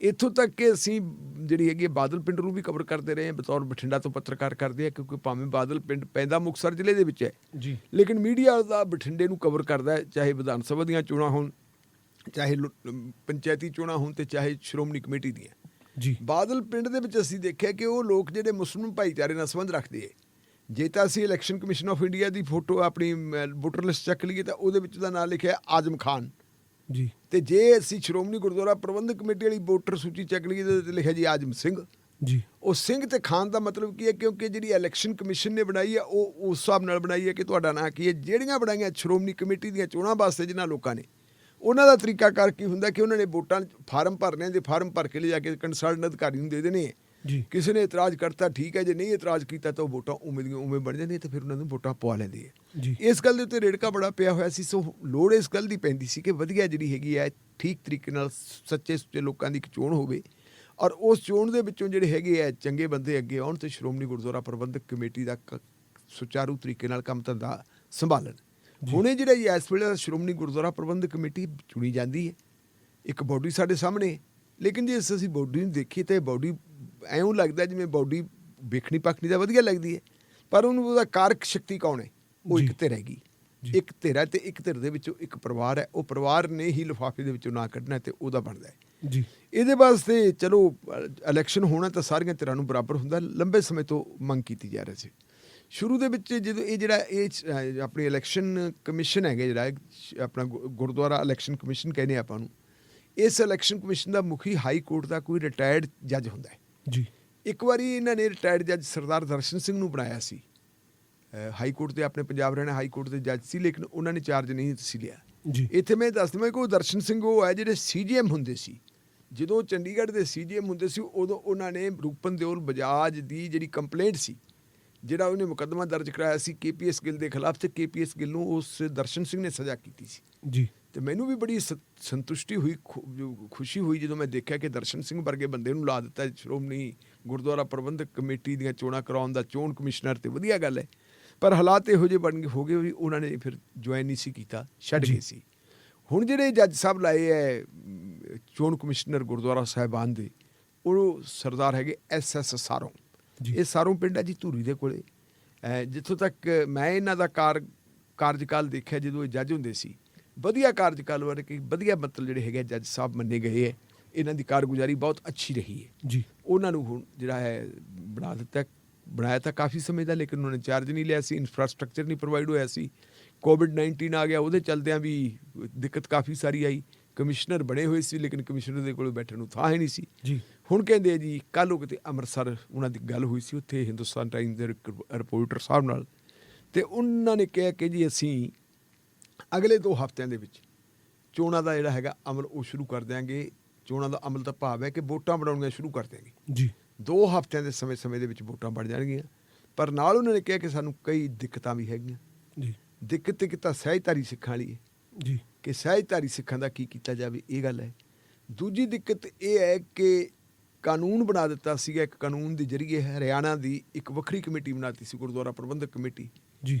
ਔਰ ਉਹ ਵੱਖਰੀ ਕਮੇਟੀ ਦਾ ਰੌਲਾ ਵੀ ਸੁਪਰੀਮ ਕੋਰਟ ਦੇ ਵਿੱਚ ਪਿਆ, ਇਸ ਵੇਲੇ ਪੈਂਡਿੰਗ ਪਿਆ ਜੀ। ਲੇਕਿਨ ਉੱਥੇ ਕੁਝ ਕੁ ਗੁਰਦੁਆਰਿਆਂ ਦੇ ਉੱਤੇ ਵੱਖਰੀ ਕਮੇਟੀ ਨੇ ਆਪਣਾ ਕੰਟਰੋਲ ਕਰ ਲਿਆ ਸੀ, ਤੇ ਇਸ ਵੇਲੇ ਉਸ ਵੱਖਰੀ ਕਮੇਟੀ ਦਾ ਪ੍ਰਧਾਨ ਜਿਹੜਾ ਹੈਗਾ ਉਹ ਹੈ ਬਾਬਾ ਬਲਜੀਤ ਸਿੰਘ ਦਾਦੂਵਾਲ ਜੀ। ਦਾਦੂਵਾਲ ਸਾਹਿਬ ਜਿਹੜੇ ਹੈਗੇ ਆ ਉਹ ਆਪਣੇ ਕੁਝ ਇੱਕ ਗੁਰਦੁਆਰਿਆਂ ਦੇ ਉੱਤੇ ਕੰਟਰੋਲ ਕਰੀ ਬੈਠੇ ਹੈ, ਲੇਕਿਨ ਅਸਲੀ ਫੈਸਲਾ ਸੁਪਰੀਮ ਕੋਰਟ 'ਚ ਹੋਣਾ। ਇਹ ਡਿੱਕਾ ਵੀ ਬਣਨਾ ਹੈ ਕਿ ਉਹਦਾ ਕੀ ਹੋਣਾ ਜੀ। ਇੱਕ ਡਿੱਕਾ ਦੇ ਵਿੱਚ ਇਹ ਹੈ ਕਿ ਲੋਕਾਂ ਦੀ ਹੁਣ ਇੱਕ ਇਹ ਵੀ ਡਿਮਾਂਡ ਹੈ ਕਿ ਆਮ ਤੌਰ 'ਤੇ ਜਿਹੜੇ ਹੈ ਪਿੱਛੇ ਆਪਣੀ ਵੋਟ ਦੀ ਜਿਹੜੀ ਉਮਰ ਹੱਦ ਉਹ ਹੁੰਦੀ ਸੀਗੀ 21 ਸਾਲ ਜੀ। ਇਲੈਕਸ਼ਨ ਕਮਿਸ਼ਨ ਆਫ ਇੰਡੀਆ ਨੇ, ਭਾਰਤ ਸਰਕਾਰ ਨੇ ਕਾਨੂੰਨ ਦੇ ਵਿੱਚ ਤਬਦੀਲੀ ਕਰਤੀ ਸੀ, ਉਹ ਕਢਾ ਕੇ ਕਰਤਾ ਸੀ 18 ਸਾਲ ਜੀ। ਜੇ ਇਲੈਕਸ਼ਨ ਕਮਿਸ਼ਨ ਦੇ ਮੁਤਾਬਕ ਆਪਾਂ ਵਿਧਾਨ ਸਭਾ ਦੀ ਪਾਰਲੀਮੈਂਟ ਦੀ ਵੋਟ ਪਾਉਣੇ ਹੈ ਤਾਂ 18 ਸਾਲ ਦਾ ਬੰਦਾ ਪਾ ਸਕਦਾ ਹੈ ਜੀ। ਲੇਕਿਨ ਗੁਰਦੁਆਰੇ ਦੀਆਂ ਵੋਟਾਂ ਜੇ ਪੈਂਦੀਆਂ ਤਾਂ ਉਹਦੇ ਵਿੱਚ ਉਮਰ ਹੈ 21 ਸਾਲ ਜੀ। ਇਹ ਡਿਮਾਂਡ ਵੀ ਕੀਤੀ ਜਾ ਰਹੀ ਜੀ, ਇਹ ਉਮਰ ਘਟਾ ਕੇ 18 ਸਾਲ ਕੀਤੀ ਜਾਵੇ ਜੀ। ਤਾਂ ਜੱਜ ਸਾਹਿਬ ਨੇ ਕਿਹਾ ਵੀ ਇਹ ਵੀ ਸਾਨੂੰ ਕਰਨੀ ਪੈਣੀ ਹੈ, ਇਹਦੇ ਵਾਸਤੇ ਵੀ ਚਿੱਠੀ ਪੱਤਰ ਕਰਨਾ ਪੈਣਾ ਜੀ। ਉਹ ਚਿੱਠੀ ਪੱਤਰ ਦੇ ਨਾਲ ਡਿੱਕਾ ਕਿੰਨਾ ਕੁ ਪੈਂਦਾ ਹੈ। ਸੋ ਮੇਰਾ ਨਹੀਂ ਇਹ ਮੰਨਣਾ ਕਿ ਭਾਵੇਂ ਵੋਟਾਂ ਬਣਾਉਣ ਦਾ ਅਮਲ 2 ਹਫ਼ਤਿਆਂ 'ਚ ਸ਼ੁਰੂ ਹੋ ਜੇ, ਨੇੜ ਭਵਿੱਖ ਦੇ ਵਿੱਚ ਸ਼੍ਰੋਮਣੀ ਗੁਰਦੁਆਰਾ ਪ੍ਰਬੰਧਕ ਕਮੇਟੀ ਦੀਆਂ ਚੋਣਾਂ ਹੋ ਜਾਣਗੀਆਂ, ਕਿਉਂਕਿ ਅੱਗੇ ਤੁਹਾਨੂੰ ਪਤਾ ਵੀ ਸਾਰਾ ਫਰਵਰੀ ਮਹੀਨੇ ਦੇ ਵਿੱਚ ਆ ਜਾਣਗੀਆਂ ਚੋਣਾਂ। ਫਰਵਰੀ ਮਾਰਚ ਦੇ ਵਿੱਚ ਵੋਟਾਂ ਪੈਣੀਆਂ ਹੈ ਵਿਧਾਨ ਸਭਾ ਦੀਆਂ ਜੀ। ਅਕਤੂਬਰ ਨਵੰਬਰ ਦੇ ਵਿੱਚ ਜਿਹੜਾ ਚੋਣ ਜ਼ਾਬਤਾ ਲਾਗੂ ਹੋਣ ਜਾਣਾ ਜੀ। ਫਿਰ ਕਿਹਨੇ ਸ਼੍ਰੋਮਣੀ ਕਮੇਟੀ ਵੱਲ ਧਿਆਨ ਦੇਣਾ ਹੈ? ਉਦੋਂ ਦੈਂਗੜ ਹੋਣੂ ਵਿਧਾਨ ਸਭਾ ਵਾਸਤੇ ਸਰਕਾਰਾਂ ਬਣਾਉਣੀਆਂ, MLA ਬਣਨੇ ਆ, ਵਜ਼ੀਰ ਬਣਨੇ ਆ, ਮੁੱਖ ਮੰਤਰੀ ਬਣਨੇ ਆ, ਇਸ ਕਿਸਮ ਦੀ ਗੱਲ ਬਣਨੀ ਹੈ ਜੀ। ਸੋ ਇਹ ਨਹੀਂ ਗੱਲ ਹੈ ਵੀ ਕਮਿਸ਼ਨਰ ਸਾਹਿਬ ਲਾਤੇ ਹੈ, ਕਮਿਸ਼ਨਰ ਸਾਹਿਬ ਨੇ ਆਪਣਾ ਕੰਮ ਸ਼ੁਰੂ ਕਰ ਦਿੱਤਾ। ਜਾਪਦਾ ਇਹ ਹੈ ਕਿ ਸ਼੍ਰੋਮਣੀ ਗੁਰਦੁਆਰਾ ਪ੍ਰਬੰਧਕ ਕਮੇਟੀ ਦੀਆਂ ਚੋਣਾਂ ਜਿਹੜੀਆਂ ਉਹ ਤਾਂ ਅਗਲੀ ਜਿਹੜੀ ਸਰਕਾਰ ਬਣੂਗੀ 2022 ਉਹੀ ਕਰਾਊਗੀ, ਉਹ ਤੋਂ ਬਾਅਦ ਹੀ ਹੋਊਗੀ।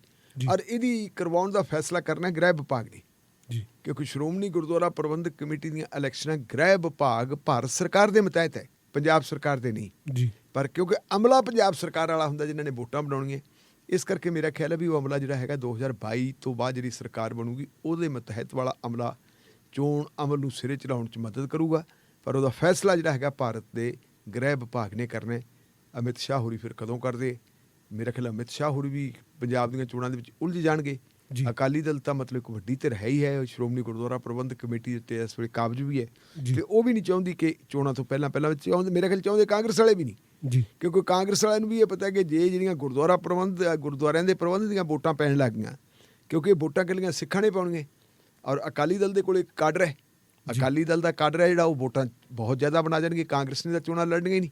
ਜੀ ਦੂਜੇ ਜਿਹੜੀਆਂ ਧਿਰਾਂ ਹੈਗੀਆਂ, ਜਿਵੇਂ ਫਰਜ਼ ਕਰੋ ਆਪਾਂ ਦੇਖੀਏ ਵੀ ਯੂਨਾਈਟਿਡ ਅਕਾਲੀ ਦਲ ਹੈਗਾ, ਸਾਂਝਾ ਅਕਾਲੀ ਦਲ, ਸੰਯੁਕਤ ਅਕਾਲੀ ਦਲ ਆ, ਢੀਂਡਸਾ ਸਾਹਿਬ ਤੇ ਬ੍ਰਹਮਪੁਰਾ ਸਾਹਿਬ ਉਹਨਾਂ ਵਾਲਾ, ਜੀ ਉਹਨਾਂ ਦੇ ਨਾਲ ਸਰਦਾਰ ਆਪਣਾ ਭਾਈ ਸਾਹਿਬ ਭਾਈ ਰਣਜੀਤ ਸਿੰਘ ਹੋਣੀ ਹੈ, ਜਾਂ ਫਿਰ ਕੁਝ ਹੋਰ ਸਰਦਾਰ ਸਿਮਰਜੀਤ ਸਿੰਘ ਮਾਨ ਹੋ ਰਹੀ ਹੈ। ਇਹਨਾਂ ਨੂੰ ਜਿਹੜੀ ਇਹਨਾਂ ਦੇ ਕੋਲੇ ਭਾਵੇਂ ਠੀਕ ਹੈ ਵੀ ਕਮਿਟਡ ਹੈ, ਆਪੋ ਆਪਣਾ ਇਹਨਾਂ ਦੇ ਕੋਲ ਕਾਡਰ ਹੈ, ਪਰ ਇਹਨਾਂ ਕੋਲ ਉਹਨਾਂ ਕਾਡਰ ਹੈ ਨਹੀਂ ਕਿ ਜਿਹੜਾ ਹਰ ਪਿੰਡ ਦੇ ਵਿੱਚ ਹੋਵੇ, ਹਰ ਕੂਚੇ 'ਚ, ਹਰ ਗਲੀ 'ਚ ਹੋਵੇ। ਉਹ ਅਕਾਲੀ ਦਲ ਕੋਲੇ ਹੈ। ਜੀ ਅਕਾਲੀ ਦਲ ਅਗਰ ਮਤਲਬ ਅਕਾਲੀ ਦਲ ਦਾ ਕਾਡਰ ਵੱਡੇ ਪੱਧਰ ਦੇ ਉੱਤੇ ਵੋਟਾਂ ਬਣਾ ਲੈਂਦਾ ਹੈ ਤੇ ਉਹ ਚੋਣਾਂ ਜਿੱਤ ਜਾਂਦੇ, ਤੇ ਉਹ ਚੋਣਾਂ ਜਿੱਤਣ ਤੋਂ ਬਾਅਦ ਫਿਰ ਜਿਹੜੀ ਪਰਸੈਪਸ਼ਨ ਬਣਨੀ ਹੈ ਕਿ ਅਕਾਲੀ ਦਲ ਤਾਂ ਤਕੜਾ ਹੋ ਗਿਆ, ਉਹਦਾ ਕਾਂਗਰਸ ਪਾਰਟੀ ਨੂੰ ਨੁਕਸਾਨ ਹੋ ਸਕਦਾ। ਇਸ ਕਰਕੇ ਕਾਂਗਰਸ ਪਾਰਟੀ ਵੀ ਨਹੀਂ ਚਾਹੂਗੀ ਕਿ ਇਹ ਵੋਟਾਂ ਹੁਣ ਪਾਈਆਂ ਜਾਣ। ਇਹ ਵੋਟਾਂ ਤਾਂ 2022 ਤੋਂ ਬਾਅਦ ਹੀ ਪੈਣਗੀਆਂ। ਹਾਂ, ਇਹ ਹੈ ਕਿ ਵੋਟਾਂ ਬਣਨ ਦਾ ਅਮਲ ਹੈ ਜਿਹੜਾ ਉਹ ਕਹਿੰਦੇ ਆ ਵੀ 2 ਹਫ਼ਤੇ 'ਚ ਸ਼ੁਰੂ ਹੋ ਜਾਊਗਾ। ਜੀ ਬਿਲਕੁਲ ਢਿੱਲੋਂ ਸਾਹਿਬ, ਤੁਹਾਡੇ ਨੁਕਤੇ 'ਚ ਦਾਮਾ ਜੀ। ਤੇ ਅਗਲੀ ਗੱਲ ਜਿਹੜੀ ਕਰਦੇ ਆ, ਖਬਰ ਜਿਹੜੀ ਸੁਰਖੀ ਹੈ, ਤਾਨਾਸ਼ਾਹ ਸਰਕਾਰ ਅਤੇ ਕਮਜ਼ੋਰ ਵਿਰੋਧੀ ਧਿਰ ਲੋਕਤੰਤਰ ਲਈ ਗੰਭੀਰ ਖਤਰਾ। ਬਿਲਕੁਲ ਜੀ, ਇਹ ਗੱਲ ਕਹੀ ਹੈ ਮਿਸਟਰ ਰਾਜਦੀਪ ਸਰਦੇਸਾਈ ਜੀ, ਬਹੁਤ ਸੀਨੀਅਰ ਪੱਤਰਕਾਰ ਹੈ ਭਾਰਤ ਸਰਕਾਰ ਦੇ, ਤੇ ਮੇਰੇ ਖਿਆਲ ਮੁਤਾਬਕ ਜਿਹੜਾ ਇੰਡੀਆ ਟੂਡੇ ਗਰੁੱਪ ਹੈ ਜੀ, ਇੰਡੀਆ ਟੂਡੇ ਗਰੁੱਪ ਦੇ ਵਿੱਚ ਉਹ ਉਹਨਾਂ ਦੇ ਜਿਹੜਾ ਐਡੀਟੋਰੀਅਲ ਬੋਰਡ ਹੈ ਉਹਦੇ ਵਿੱਚ ਉਹ ਕੰਮ ਕਰਨ ਵਾਲੇ ਬੰਦੇ ਜੀ। ਰਾਜਦੀਪ ਸਰਦੇਸਾਈ ਜਿਹੜੇ ਹੈਗੇ ਹੈ, ਮੈਂ ਬਹੁਤ ਲੰਬੇ ਸਮੇਂ ਤੋਂ ਉਹਨਾਂ ਨੂੰ ਫੋਲੋ ਕਰਦਾ। ਚੰਗੇ ਚੰਗੇ ਅਖਬਾਰਾਂ ਦੇ ਵਿੱਚ ਇਹ ਆਰਟੀਕਲ ਲਿਖਦੇ ਰਹੇ ਹੈ, ਇਹ NDTV ਦੇ ਵਿੱਚ ਵੀ ਕੰਮ ਕਰਦੇ ਰਹੇ ਹੈ, ਕਦੇ ਕਿਤੇ ਵਧੀਆ ਤਰੀਕੇ ਨਾਲ ਕੰਮ ਕਰਦੇ ਰਹੇ।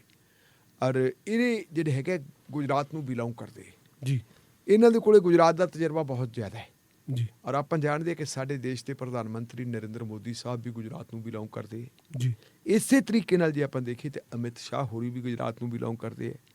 ਗੁਜਰਾਤ ਮਾਡਲ ਦਾ ਜ਼ਿਕਰ ਵੀ ਵਾਰ-ਵਾਰ ਉਹ ਕਰਦੇ, ਲੇਕਿਨ ਅਸਲ ਗੁਜਰਾਤ ਮਾਡਲ ਹੈ ਕੀ, ਉਹ ਨਾ ਤੁਸੀਂ ਜਾਣਦੇ ਜਾਂ ਨਾ ਮੈਂ ਜਾਣਦਾ। ਜੇ ਉਹਨਾਂ ਨੂੰ ਅਸੀਂ ਦੇਖੀ ਤਾਂ ਕੁਝ ਪੱਤਰਕਾਰ ਜਾਣਦੇ ਆ ਜਿਹੜੇ ਗੁਜਰਾਤ ਦੇ ਵਿੱਚ ਆਪਰੇਟ ਕਰਦੇ ਰਹੇ ਜੀ, ਜਿਹੜੇ ਗੁਜਰਾਤ ਦੇ ਵਿੱਚ ਕੰਮ ਕਰਦੇ ਰਹੇ, ਚਾਹੇ ਉਹ ਗੁਜਰਾਤੀ ਮੂਲ ਦੇ ਹੋਣ ਤੇ ਚਾਹੇ ਉਹ ਗੈਰ ਗੁਜਰਾਤੀ ਮੂਲ ਦੇ ਹੋਣ। ਉਹ ਹੈ ਉਹਦੇ ਵਿੱਚੋਂ ਇੱਕ ਬੀਬੀ ਨਾਂ ਹੈ ਜਿਹਦਾ ਰਾਣਾ ਅਜੂਬ ਜੀ। ਰਾਣਾ ਅਜੂਬ ਨੇ ਜਿਹੜਾ ਗੋਧਰਾ ਕਾਂਡ ਤੋਂ ਬਾਅਦ ਜੋ ਕੁਝ ਹੋਇਆ ਸੀ, ਗੋਧਰਾ ਕਾਂਡ ਤੋਂ ਬਾਅਦ ਜਿਹੜਾ ਉੱਥੇ ਬਹੁਤ ਵੱਡੇ ਪੱਧਰ ਦੇ ਉੱਤੇ ਮੁਸਲਮਾਨਾਂ ਦਾ ਇੱਕ ਕਿਸਮ ਦੀ ਨਸਲਕੁਸ਼ੀ ਹੋਣ ਵਾਲੀ ਗੱਲ ਕਹਿ ਦਿਆਂਗੇ, ਕਤਲੇਆਮ ਹੋਇਆ ਸੀ ਜੀ। ਉਸ ਕਤਲੇਆਮ ਨੂੰ ਵੀ ਉਹਨੇ ਫੋਲੋ ਕੀਤਾ ਸੀ ਔਰ ਉਹ ਕਤਲੇਆਮ ਨੂੰ ਅੰਜਾਮ ਕਿਵੇਂ ਦਿੱਤਾ ਗਿਆ ਇਹ ਉਹ ਬੀਬੀ ਨੇ ਪੜਤਾਲ ਕੀਤੀ ਸੀ ਜੀ। ਉਹਨੇ ਬਹੁਤ ਸਾਰੇ ਪੁਲਿਸ ਅਫਸਰਾਂ ਨਾਲ ਵੀ ਗੱਲ ਕੀਤੀ, ਉਹਨੇ ਬਹੁਤ ਸਾਰੇ ਰਾਜਨੀਤਿਕ ਬੰਦਿਆਂ ਨਾਲ ਵੀ ਗੱਲ ਕੀਤੀ, ਇੱਥੋਂ ਤੱਕ ਕਿ ਆਪਣੀ ਜਾਨ ਨੂੰ ਖਤਰੇ 'ਚ ਪਾ ਕੇ ਉਹ ਨਰਿੰਦਰ ਮੋਦੀ ਤੇ ਅਮਿਤ ਸ਼ਾਹ ਹੋਰਾਂ ਦੇ ਪਾਲੇ ਤੱਕ ਵੀ ਜਾ ਪਹੁੰਚੀ ਸੀ ਜੀ। ਆਪਣੀਆਂ ਅੱਖਾਂ ਦਾ ਰੰਗ ਬਦਲਿਆ, ਆਪਣੇ ਚਿਹਰੇ ਮੂਹਰੇ ਦਾ ਜਿਹੜਾ ਹੈਗਾ ਉਹਨੇ ਆਪਣੇ ਵਾਲਾਂ ਬੂਲਾਂ ਦਾ ਸਟਾਈਲ ਬਦਲਿਆ, ਕੁਛ ਇਸ ਤਰ੍ਹਾਂ ਉਹਨੇ ਆਪਣੇ ਆਪ ਨੂੰ ਬਣਾਇਆ ਕਿ ਮੈਂ ਜਿਹੜੀ ਹੈਗੀ ਹੈ ਕੋਈ ਕ੍ਰਿਸਚਨ ਜਾਂ ਕੋਈ ਹਿੰਦੂ ਔਰਤ ਹਾਂ ਤੇ ਸੀ ਉਹ ਮੁਸਲਮਾਨ ਜੀ। ਉਹ ਉਸ ਵੇਲੇ ਤਹਿਲਕਾ ਮੈਗਜ਼ੀਨ ਵਾਸਤੇ ਕੰਮ ਕਰਦੀ ਹੁੰਦੀ ਸੀ ਔਰ 2014 ਤੋਂ ਪਹਿਲਾਂ ਜਦੋਂ ਰਿਪੋਰਟਾਂ ਭੇਜਦੀ ਸੀ ਤਹਿਲਕਾ ਵਾਲਿਆਂ ਨੇ ਪਹਿਲਾਂ ਤਾਂ ਸ਼ਾਬਾਸ਼ੀ ਦਿੱਤੀ ਵੀ ਬਹੁਤ ਵਧੀਆ ਗੱਲ ਹੈ, ਤੇ ਜਦੋਂ ਤਸਵੀਰ ਸਾਫ਼ ਹੋਣ ਲੱਗੀ ਇਹ ਪਤਾ ਲੱਗ ਗਿਆ ਕਿ 2014 ਦੇ ਵਿੱਚ ਨਰਿੰਦਰ ਮੋਦੀ ਸਾਹਿਬ ਦੇਸ਼ ਦੇ ਪ੍ਰਧਾਨ ਮੰਤਰੀ ਬਣਨ ਵਾਲੇ ਹੈ, ਤੇ ਉਹਨਾਂ ਨੇ ਸਾਫ਼ ਕਹਿਤਾ ਸੀ ਬੀਬੀ ਤੂੰ ਕਰੀ ਕੀ ਜਾਨੀ ਹੈ ਜੀ। ਜਿਸ ਸ਼ਖਸ ਦੇ ਖਿਲਾਫ ਤੂੰ ਰਿਪੋਰਟਾਂ ਬਣਾ ਕੇ ਭੇਜੀ ਹੈ ਨਹੀਂ ਉਹ ਤਾਂ ਦੇਸ਼ ਦਾ ਪ੍ਰਧਾਨ ਮੰਤਰੀ ਬਣਨ ਵਾਲਾ ਹੈ, ਬੰਦ ਕਰ ਇਹਨੂੰ। ਤੇ ਉਹ ਲੜਕੀ ਨੇ ਫਿਰ ਉਸ ਵੇਲੇ ਜਿਹੜੀ ਤਹਿਲਕਾ ਮੈਗਜ਼ੀਨ ਦੀ ਤਹਿਲਕਾ ਜਿਹੜਾ ਅਖਬਾਰ ਸੀ ਉਹਦੀ ਨੌਕਰੀ ਛੱਡਤੀ ਸੀ ਜੀ। ਔਰ ਉਹਦੀ ਨੌਕਰੀ ਛੱਡਣ ਤੋਂ ਬਾਅਦ ਫਿਰ ਉਹਨੇ ਇੱਕ ਕਿਤਾਬ ਲਿਖੀ ਜਿਹਦਾ ਨਾਂ ਹੈਗਾ ਗੁਜਰਾਤ ਫਾਈਲਸ। ਉਹਦੇ ਵਿੱਚ ਇਹ ਸਾਰਾ ਕੁਝ ਲਿਖਿਆ ਕਿ ਗੁਜਰਾਤ ਦੇ ਵਿੱਚ ਕੀ ਕੁਛ ਹੁੰਦਾ ਸੀ, ਅਸਲ ਗੁਜਰਾਤ ਮਾਡਲ ਕਿਹੜਾ ਹੈ। ਤੇ ਦੂਜੇ ਹੈਗੇ ਰਾਜਦੀਪ ਸਰਦੇਸਾਈ ਜੀ।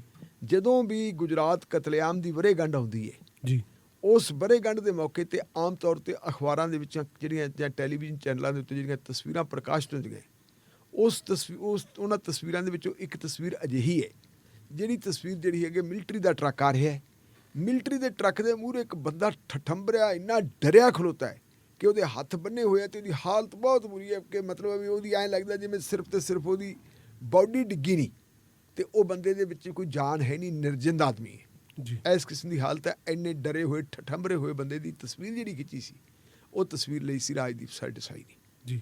ਔਰ ਰਾਜਦੀਪ ਸਰਦੇਸਾਈ ਦੇ ਪੈਰ ਸ਼ਾਇਦ ਇਸ ਕਰਕੇ ਵੀ ਨਹੀਂ ਲੱਗੇ ਕਿਉਂਕਿ ਵਾਰੀ ਕਦੇ ਕਿਸੇ ਵੀ ਉਹ ਮੈਗਜ਼ੀਨ 'ਚ ਜਾਂਦੇ ਆ, ਕਿਸੇ ਉਹ TV ਚੈਨਲ 'ਚ ਜਾਂਦੇ ਆ ਤੇ ਉਹਨਾਂ ਦੇ ਰਾਹ ਦੇ ਵਿੱਚ ਫਿਰ ਅੜਿੱਕੇ ਪਾ ਦਿੱਤੇ ਜਾਂਦੇ ਜੀ।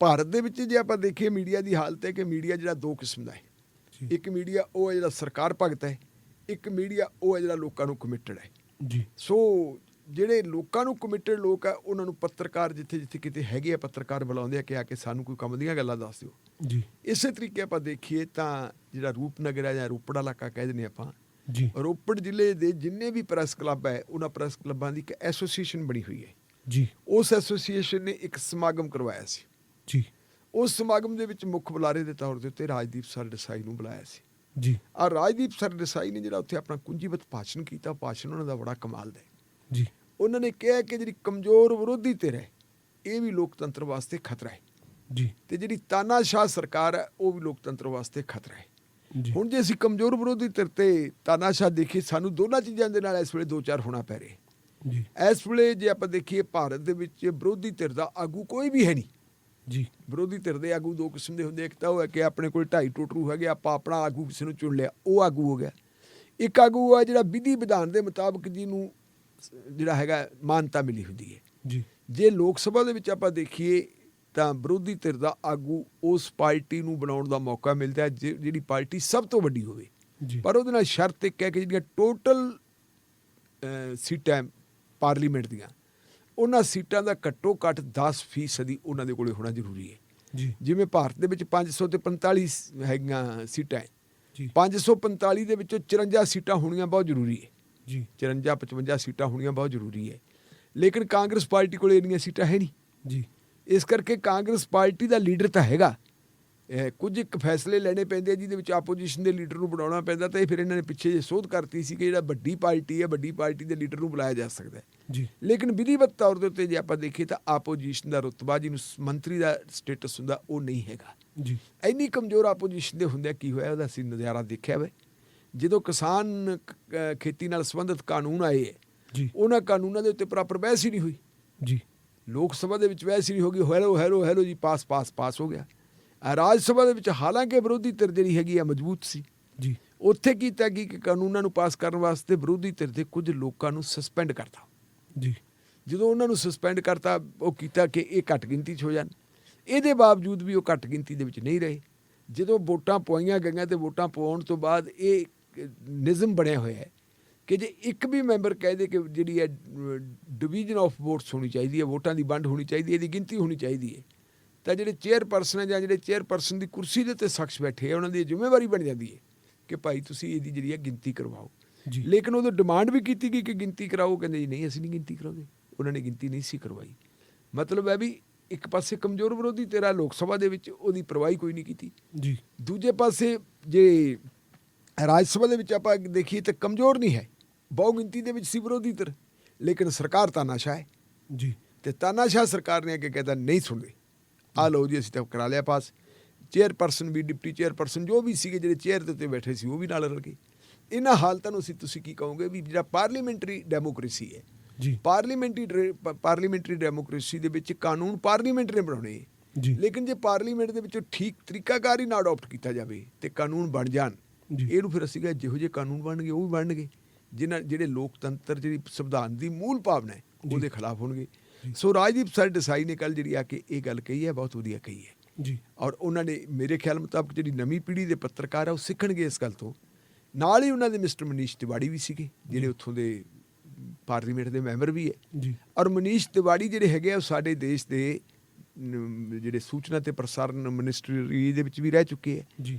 ਉਹਨਾਂ ਨੇ ਉਸ ਮਿਨਿਸਟਰੀ ਦੇ ਵਿੱਚ ਰਹਿੰਦਿਆਂ ਹੋਇਆ ਚੰਗਾ ਕੰਮ ਵੀ ਕੀਤਾ ਕਾਂਗਰਸ ਪਾਰਟੀ ਦੇ ਸਪੋਕਸਪਰਸਨ ਵੀ ਹੈ ਜੀ ਉਹਨਾਂ ਨੇ ਵੀ ਕੱਲ ਇਹੀ ਗੱਲ ਕਹੀ ਹੈ ਕਹਿੰਦੇ ਵੀ ਇਸ ਵੇਲੇ ਦਾ ਜਿਹੜਾ ਹੈਗਾ ਮੀਡੀਆ ਦੋ ਹਿੱਸਿਆਂ 'ਚ ਵੰਡਿਆ ਹੋਇਆ ਜੀ ਇੱਕ ਮੀਡੀਆ ਉਹ ਹੈ ਜਿਹੜਾ ਮਤਲਬ ਵੱਡੇ ਘਰਾਣਿਆਂ ਦੇ ਕੋਲੇ ਹੈ ਜੀ ਉਹਦੇ ਉੱਤੇ ਕਬਜ਼ਾ ਕੀਤਾ ਹੋਇਆ ਹੈ ਸਰਕਾਰੀ ਕਬਜ਼ਾ ਹੈ ਇੱਕ ਮੀਡੀਆ ਉਹ ਜਿਹੜਾ ਲੋਕ ਪੱਖੀ ਮੀਡੀਆ ਹੈ ਲੋਕ ਪੱਖੀ ਮੀਡੀਆ ਨੂੰ ਮਤਲਬ ਜਿਹੜਾ ਹੈਗਾ ਸਵਾਲ ਕਰਨ ਦਾ ਵੀ ਮੌਕਾ ਨਹੀਂ ਦਿੱਤਾ ਇਹਦਾ ਤੇ ਅੱਜ ਦਾ ਜਿਹੜਾ ਮੀਡੀਆ ਉਹ PR ਮੀਡੀਆ ਬਣ ਗਏ ਜੀ ਤੁਸੀਂ ਸਵਾਲ ਨਹੀਂ ਪੁੱਛੋਗੇ ਪੱਤਰਕਾਰਾਂ ਨੂੰ ਸਵਾਲ ਨਹੀਂ ਪੁੱਛਣ ਦਿੱਤੇ ਜਾਂਦੇ ਮੰਨ ਲਓ ਵੀ ਕੋਈ ਚੰਗਾ ਪੱਤਰਕਾਰ ਹੈ ਉਹ ਆਪਦੇ ਅਦਾਰੇ ਵਾਸਤੇ ਕੰਮ ਕਰਦਾ ਹੈ ਉਹ ਕੋਈ ਕੁਐਸਚਨ ਪੁੱਛ ਲੈਂਦਾ ਹੈ ਉਹ ਕੁਐਸਚਨ ਸਰਕਾਰ ਨੂੰ ਚੁੱਭਦਾ ਹੈ ਤੇ ਨਾਲ ਦੀ ਨਾਲ ਹੀ ਜਿਹੜੀ ਹੈਗੀ ਆ ਉਹਦਾ ਜਿਹੜੀ ਹੈਗੀ ਐਡ ਬੰਦ ਹੋ ਜਾਂਦੀ ਹੈ ਸਰਕਾਰ ਵਾਲੇ ਪਾਸੇ ਤੋਂ ਅਸੀਂ ਦੇਖਿਆ ਬੜਾ ਕੁਛ ਹੋਇਆ ਹੈ ਹਿੰਦੁਸਤਾਨ ਟਾਈਮਜ਼ ਜਿਹੜਾ ਹੈਗਾ ਅਖਬਾਰ ਹੈ ਹਿੰਦੁਸਤਾਨ ਟਾਈਮਜ਼ ਅਖਬਾਰ ਦੀ ਜਿਹੜੀ ਬੁਨਿਆਦ ਹੈ ਇਹ ਬੁਨਿਆਦ ਸਰਦਾਰ ਬਲਦੇਵ ਸਿੰਘ ਜਿਹੜੇ ਭਾਰਤ ਦੇ ਪਹਿਲੇ ਡਿਫੈਂਸ ਮਿਨਿਸਟਰ ਸੀ ਉਹਨਾਂ ਨੇ ਹਿੰਦੁਸਤਾਨ ਟਾਈਮਜ਼ ਅਖਬਾਰ ਸ਼ੁਰੂ ਕੀਤਾ ਸੀ ਜੀ ਬਾਅਦ ਦੇ ਵਿੱਚ ਉਹਨਾਂ ਨੇ ਇਹ ਅਖਬਾਰ ਜਿਹੜਾ ਹੈਗਾ ਵੇਚਤਾ ਸੀ ਇਹ ਬਿਰਲਿਆਂ ਕੋਲੇ ਚਲਿਆ ਗਿਆ